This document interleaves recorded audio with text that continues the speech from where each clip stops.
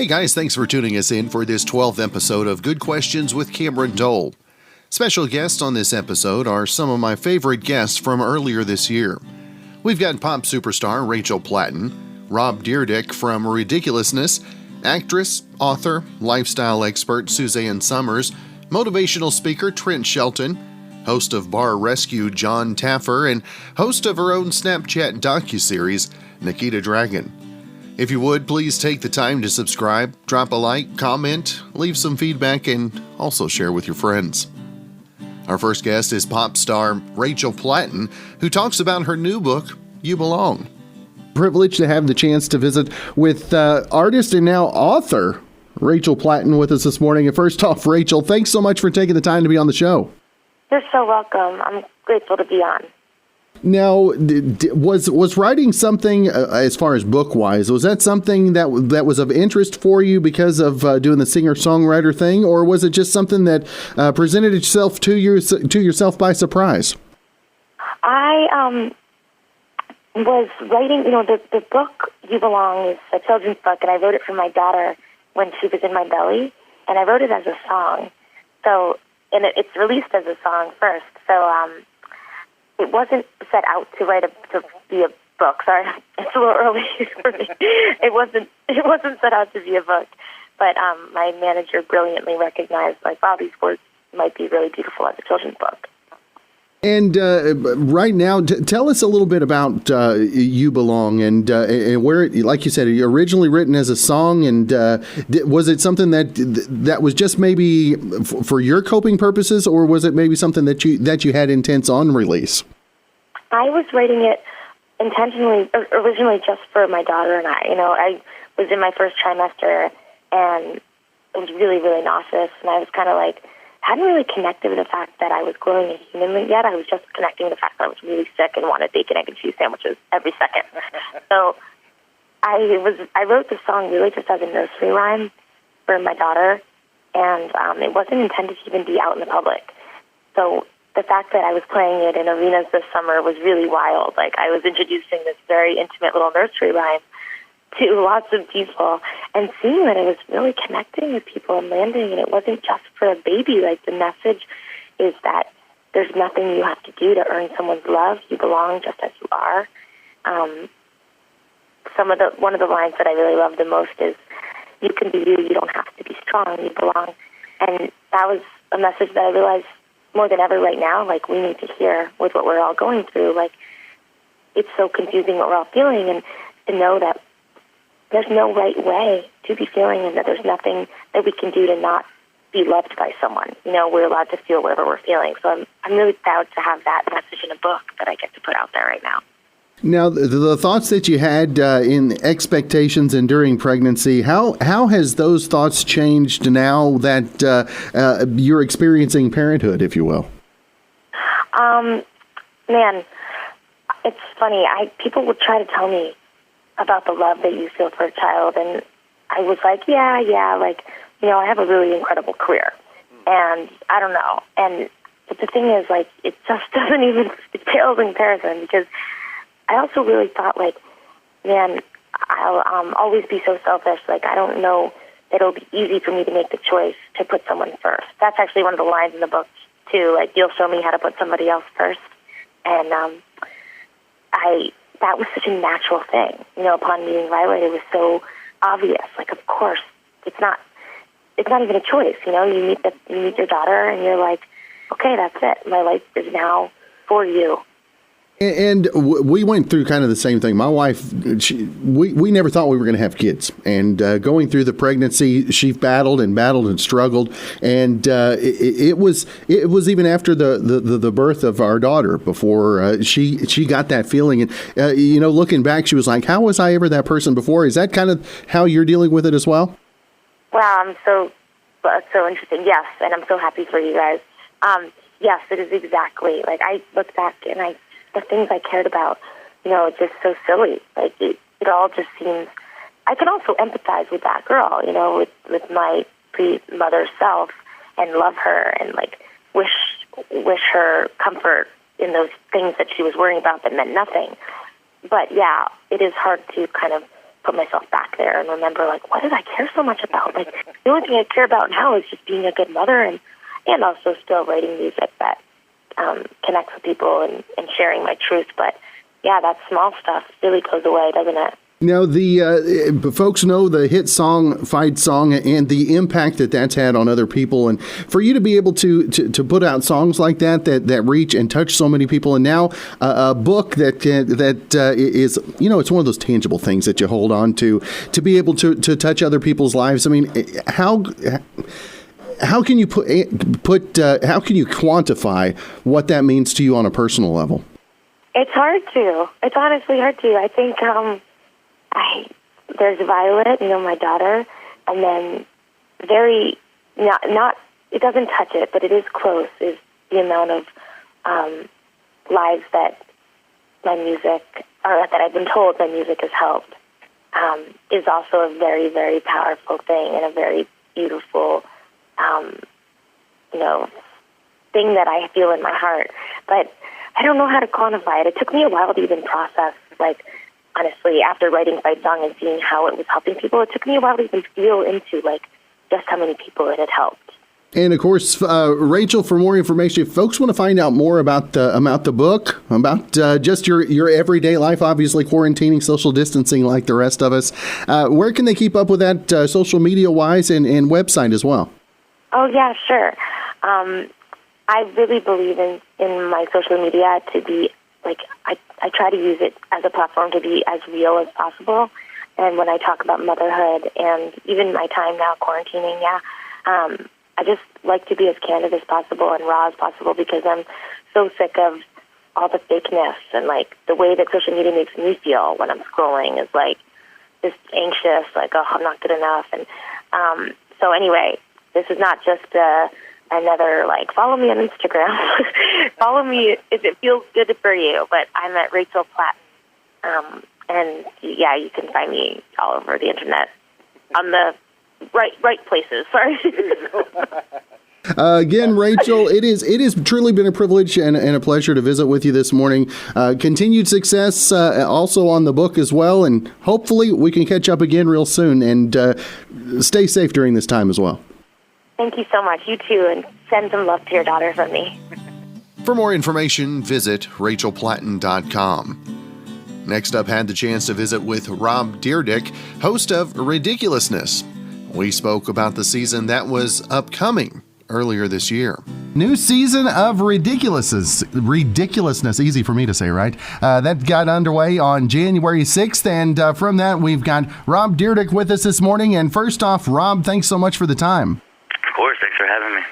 Now, Rob, where did the idea for Ridiculousness? I mean, when did that come up to you, and are you surprised by the success of the show?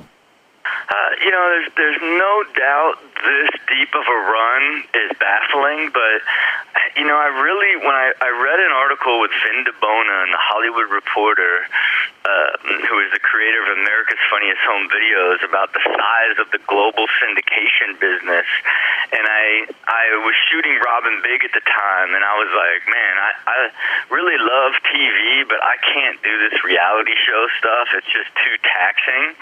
And so I basically took an America's Funniest Home Video show and showed that, like, hey, there's of all this, only 20% of it I would actually use, and if you package it together in segments, it's this high energy, really fun version of America's Funniest Home Videos, and that's really how I went out and pitched it, and MTV bought it straight to series back in that era.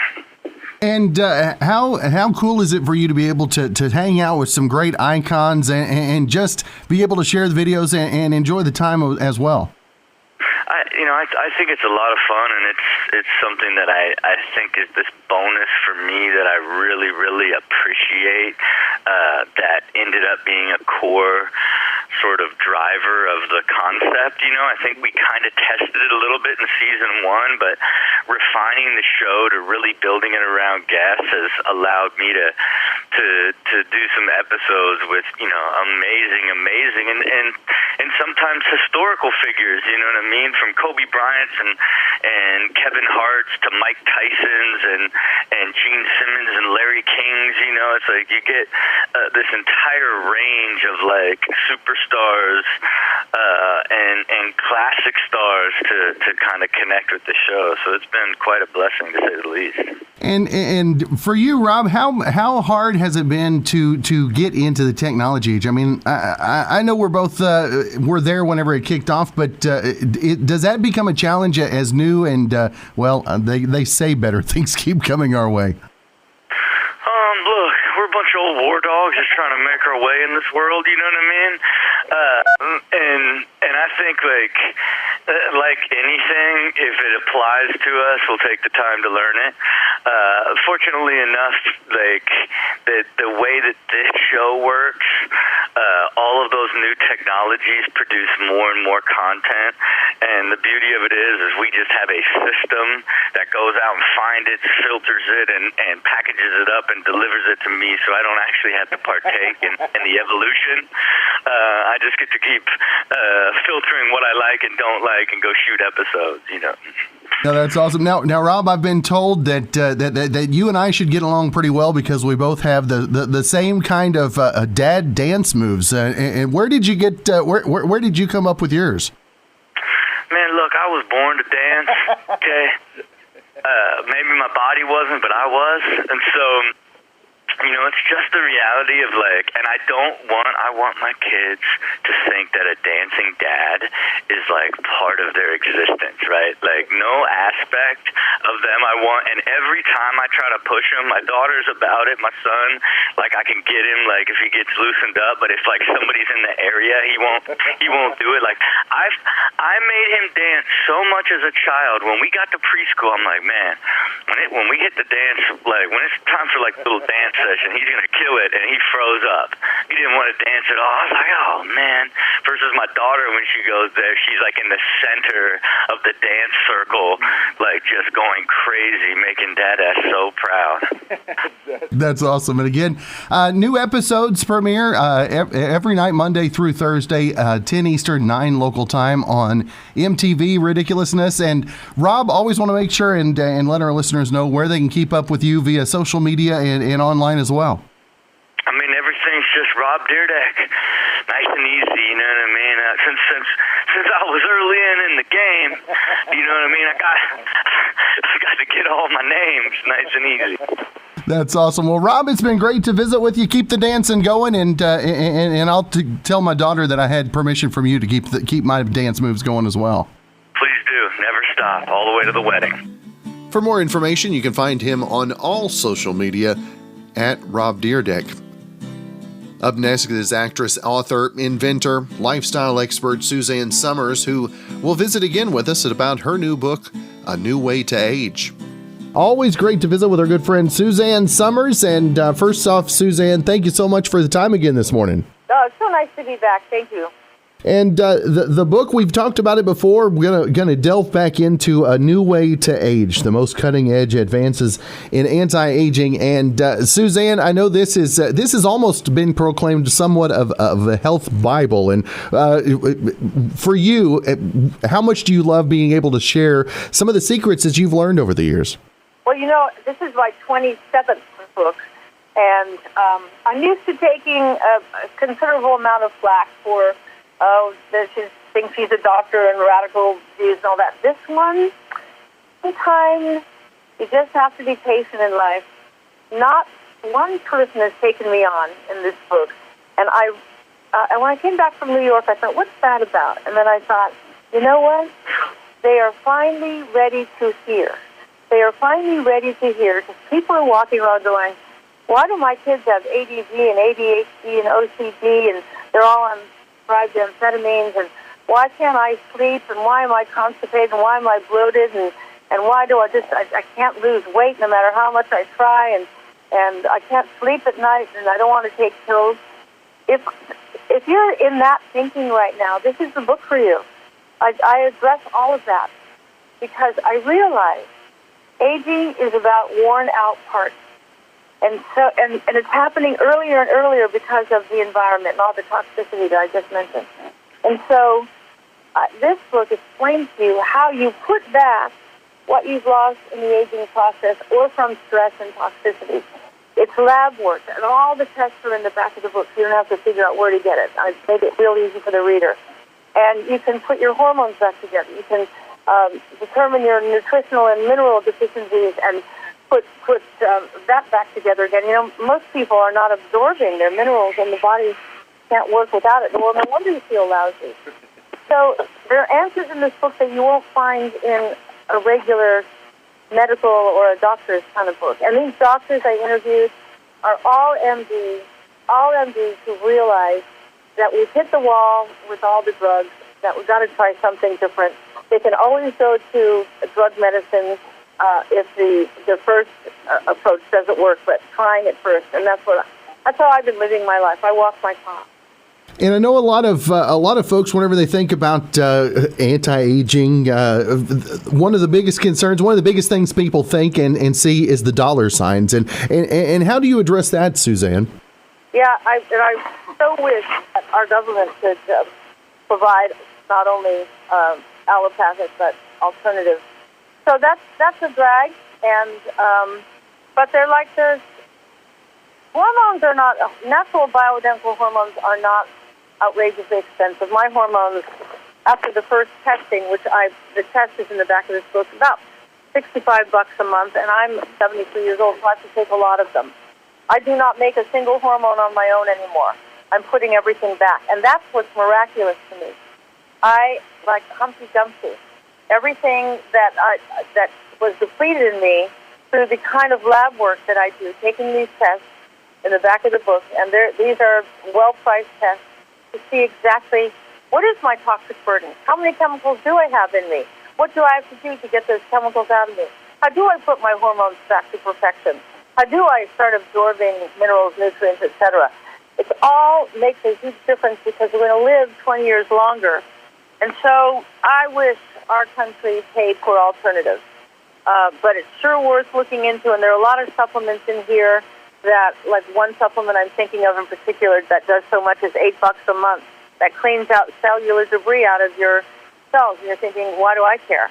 Well, I live in an old house. My house is 100 years old, and the oleander grows into the pipes, and the pipes get clogged up, and then the water doesn't flow, and then the whole living experience is unpleasant. Same thing happens in our cells. Our cells, from toxicity and normal aging, they get gunked up. They get filled with debris.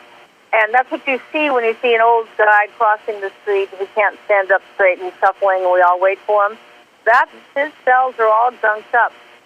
This supplement you take, and it cleans out cellular debris. You only take it once a week. It's a miraculous new discovery. And then there's another one called NAD, which repairs cellular breaks. So right there, you're turning the clock back without having to take any crazy injections or drugs or anything like that. So that's what I'm interested in. What affordable, effective protocols and supplementation that do the job. And we've talked about it before, but how has this just changed your life, Suzanne, over the course of the books and the lifestyle that you're leading as well? Well, I do walk my talk. I grow my own vegetables, and that's a luxury. I know it. But excuse me. But my gift, my veiled gift, came in the form of cancer over 20 years ago. And sometimes the worst news is the best news. That was like a proverbial shaking of my shoulders, asking myself, what have I done in my diet and lifestyle to play host to this awful disease? And that's when I decided, rather than taking chemical poison, that I would change my life, that I would eat as though my life depended upon it, that I'd take sleep seriously, that I would manage my stress, that I would think good thoughts. Thoughts are powerful. Thoughts create. So I did all that, and I've never looked back, and I walk my talk, and people around me know it. I'm working hard on keeping my insides young, not the outside. But when you keep your inside young, it manifests on the outside. There's energy and a spring in your step and shiny hair and things like that. And again, the book, A New Way to Age, the most cutting-edge advances in anti-aging. Suzanne Summers, always want to make sure and let our listeners know where they can keep up with everything you've got going on social media-wise as well. Well, I'm so glad you asked. If you go to SuzanneSummers.com, you'll see that I have a full array of organic skincare, hair care, makeup. It's all I use. It's all beautiful stuff, even household cleaning products that are without chemicals. You can live a chemical-free life. And really fun, twice a week, you sign up to my Facebook. We have these Facebook Live shows that we do that have gone crazy. Last month, with everything we did, we have over 1 billion hits. Wow. And billion with a B. Now, they don't all come to my Facebook Live show. I wish they will, but in time they will. But we do them from the bar at our house, and I'm aware that, people don't like to drink alone, so we invite them. 5 o'clock, come to Big Al's Bar and have a tequila with Suzanne and Alan. So we drink tequila and we listen to some cool music, and I talk about whatever, and I always talk some health. I just can't help myself. And, oh, my gosh, people love it, and they can't wait for the next one. So give it a look. It's really fun. It's a fun hour. That's awesome. Again, Suzanne Summers, always great to visit with you, and appreciate your time, and hopefully look forward to talking again real soon, my friend. I so appreciate it. Thank you. See you in the next one. For more information, visit SuzanneSummers.com. Next up, had the chance to visit with motivational speaker, author, and social media influencer Trent Shelton. Trent talks about his new younger audience book, Straight Up.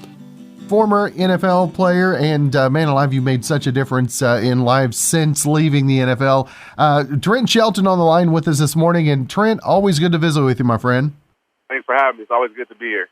Now, Trent got a brand new book coming out tomorrow, Straight Up, and you're delving maybe a little bit younger with the audience on this one. And how cool is that to have that opportunity to release tomorrow?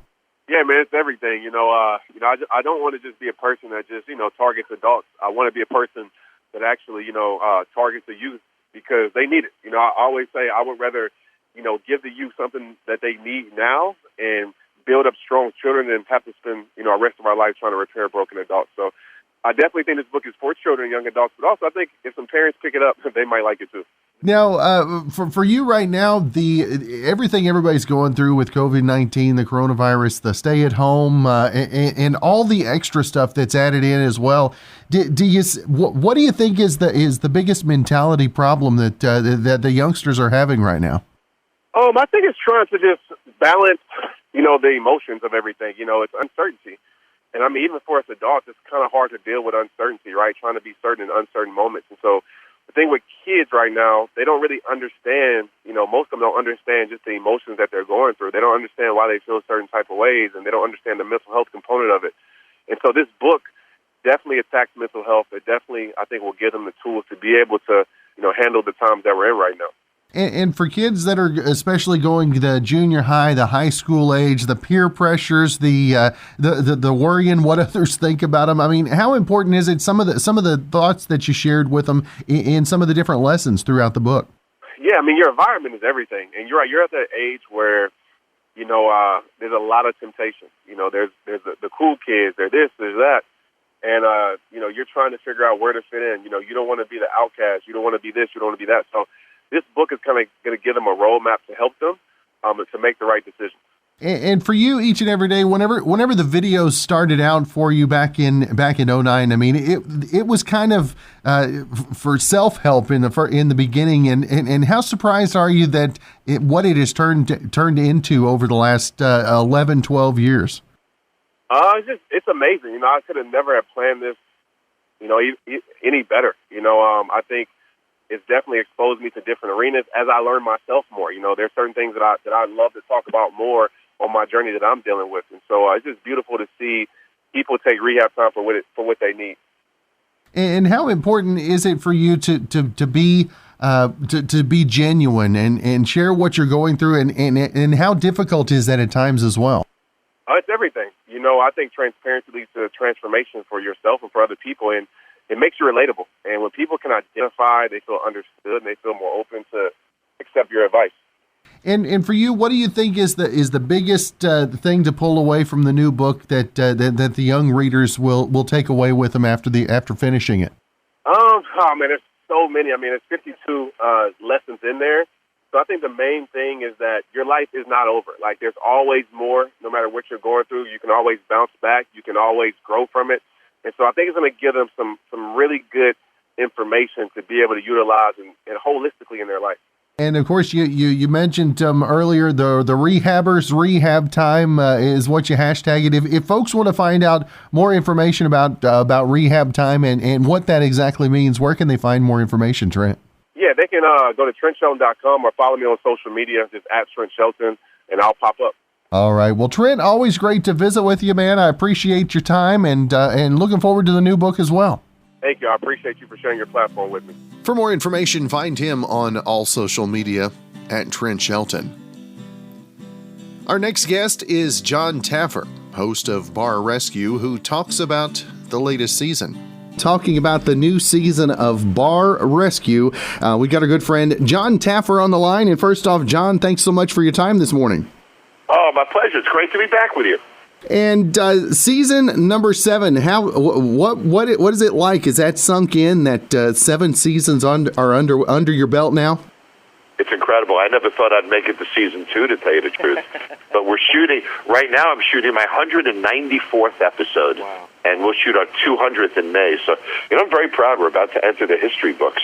But this season is a crazy one. We have so many bars that sign up now to try to be on Bar Rescue that we've got just great stories. And we have some great celebrities. T-Pain is in Bar Rescue this season, along Marshawn Lynch is in an incredible episode this season. And Maria Menounos is back this season. So we've got a lot of friends and celebrities on this year and some great stories. As more and more bars try to be on the show, we have the opportunity to pick some wonderful stories. And what is it that makes one go over the top, an obvious choice from the contenders, if you will? Well, we're trying to tell a story. So typically families, I love family drama. I love stories that involve families. I love small business stories. Even two partners that have been partners for years, they don't get along anymore. Bar Rescue is really a very personal story, and it's very personal to me. It's about the people much more than the bar. I have to rescue them, or I'm not going to rescue their bar. So to me, it's much more about the personal drama, the story, their transitions, they're resisting change, finally accepting it, and hopefully having a happy ending. And how has being a part of this now for 7 seasons, how has that affected your mental health as a result, is a question I have. It's tough. I got to tell you, it's a brutal thing. It's 4 days. It's incredibly intense. It's had its burden upon me. It's extremely frustrating at times. Yes, I do get angry at them when they're screwing up their own lives. But I've also spent about 300 weeks on the road the past 7 years, and that can get to anyone. That's right. And how much does that time on the road make you really appreciate the end result that you see in the success and ultimately of many of the bar rescues? Well, according to the newspapers, we run about a 71% success factor. But that hug at the end of each episode means the world to me. I look in their eyes, and when they hug me at the end of Bar Rescue, our microphones are on our chest, so you don't hear us because we're hugging, so we're hiding the microphones. The things they whisper in my ear when I get that hug really motivates me to do the next one even harder. And, I have the opportunity, the rare opportunity, blessing, if you will, to be able to help people's lives and really, really impact them. That's an amazing responsibility and opportunity, both. And being the creator, host, and executive producer of Bar Rescue, does that make more pressure on you, or do you think it allows you a little bit more freedom? Well, I have a lot of freedom. The network gives me the freedom to make the show that I want to make. So I don't have network executives sitting on set like other shows do. I have complete freedom. And being an executive producer and a host, I'm producing myself and hosting what I produce. So I think it sort of makes me a little better at both. And, of course, you talked about having Marshawn Lynch, T-Pain, Maria on the show again this season, and to have the respect and those folks wanting to be involved in the show, how cool is that for you as well? Oh, it's unbelievable. I mean, the respect that I've gained from this show, make no mistake, it means very, very much. You know, when fans send me letters, it means the world to me. When people tell me that they've been inspired by the show or it's changed their lives in some way, all of this means very, very much to me. After 194 episodes, it's those things that keep you going. You know, I like to say at the end of each episode, two things happen. I get a check and a hug. In the beginning, the check meant a lot. Now the hug means more. And what kind of goals do you set for yourself as you see a new season approaching? I'm trying to get 100% success factor. I mean, I'm trying to set every one of them up for success. The network is trying to give me bars that I'll never make successful because I want the worst failures of all time. So, you know, I think that's what makes the show great is it's real. It's very, very authentic. There's no actors. There's no scripts. It is what it is. It's produced in real time. There's no advanced planning. And, you know, I think that's why people continue to watch it after 7 years. Because people aren't stupid. They know real, and they know fake, and they know it's real. And tough love really works a lot of times.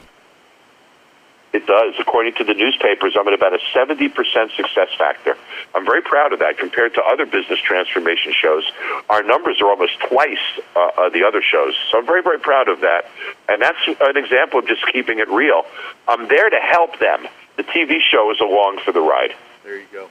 And again, the new season of Bar Rescue, 7th season, returns this Sunday night, 10 Eastern, 9 local time on Paramount Network. And John, always want to make sure and let all of our listeners know where they can keep up with everything you've got going on also.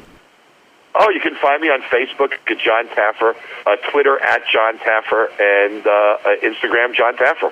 Keeping it simple. Easy to find. Yep. Well, John, always great to visit with you. Look forward to another successful season and catching up again real soon, my friend.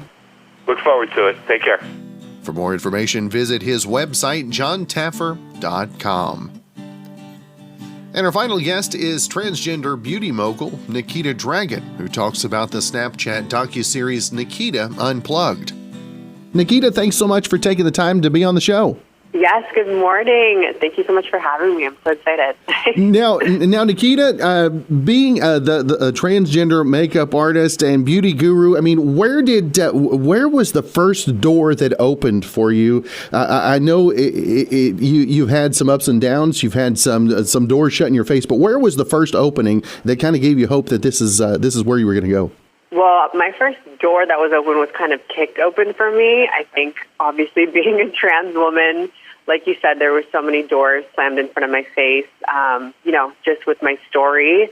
So I really had to make a space for myself. My first big moment was when I came out as transgender on YouTube, and that was my viral moment. That's how I came out to my parents. That's how my aunts, my uncles, my nieces, my next-door neighbor, everyone back home in Virginia found out, is when I kind of made this YouTube video, and it went viral overnight.